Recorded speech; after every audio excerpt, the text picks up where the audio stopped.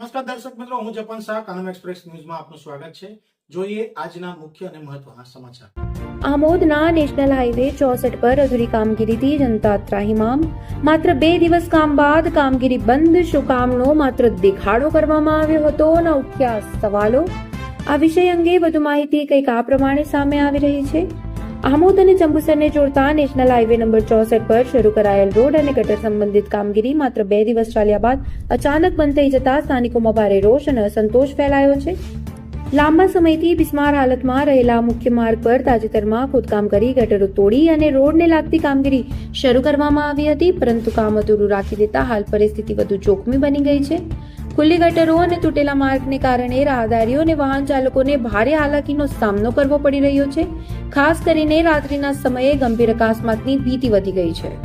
સ્થાનિકોના જણાવ્યા અનુસાર ખોદકામ બાદ ગટરો યોગ્ય રીતે પૂરાઈ નથી અને ખોદાયેલી માટી રોડ પર જ નાખી દેતા માર્ગ વધુ સંકુચિત બની ગયો છે।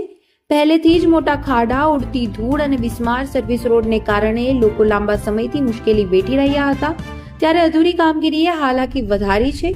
બહાર ગામથી આવનાર વાહન ચાલકોને પરિસ્થિતિની પૂરતી જાણ ન હોવાના કારણે જોખમ વધુ વધી ગયું છે। ડિવાઈડર પાસે ચાલી રહેલી ગટર લાઇનની કામગીરી દરમિયાન ડિવાઈડરના ભાગોને તોડી નાખવામાં આવતા ઊંચા સળિયા બહાર નીકળી ગયા છે અને તૂટેલ બ્લોક્સ રસ્તા પર જ પડ્યા હોવાથી માર્ગ સાંકડો બની ગયો છે। કોઈ ચેતવણી બોર્ડ, રેડિયમ પટ્ટી કે સુરક્ષા વ્યવસ્થા ન હોવાના કારણે અજાણ મુસાફરો માટે અકસ્માતની ભીતિ વધુ વકરી ગઈ છે। સ્થાનિકોના કહેવા મુજબ કામગીરી દરમિયાન સુરક્ષાના ન્યૂનતમ ધોરણો પર પાલન કરવામાં આવ્યા નથી। સ્થાનિકોમાં એવા સવાલ ઉઠી રહ્યા છે કે શું 2 દિવસની આ કામગીરી માત્ર દેખાડો જ હતો? ગત દિવસો પહેલા એસટી ડેપોના ઉદ્ઘાટન સમારોહમાં મંત્રીના આગમન પહેલા કામચલાઉ વ્યવસ્થા કરવામાં આવી હતી। એવા આક્ષેપો સાથે લોકો વર્ષોથી સમસ્યાઓ સહન કરતા હોવાની વ્યથા વ્યક્ત કરી રહ્યા છે।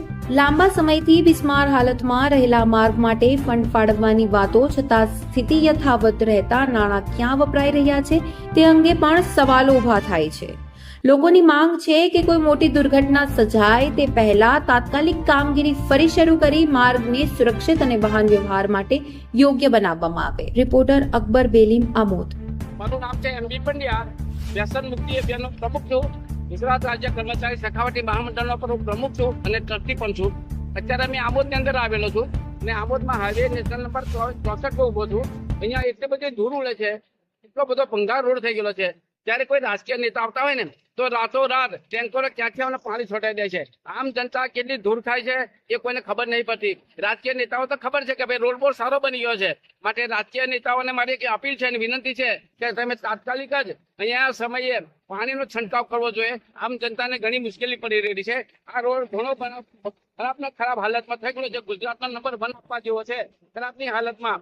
આરએનબી એ કેટલો ખર્ચો કરે છે એનું બિલ મૂકવું જોઈએ, કેટલું પાણી છંટકાવ કરે છે તેનું બિલ મૂકવું જોઈએ। તમે બિલો મૂકો છો, માટે મારી એક છે આરએનબી અને નગરપાલિકાને પણ મારી ચેતવણી છે કે તમે પણ તમારી હદની અંદર આવે છે આ પાણીનો છંટકાવ તમારે કરવો જોઈએ એવી જોગવાઈ છે।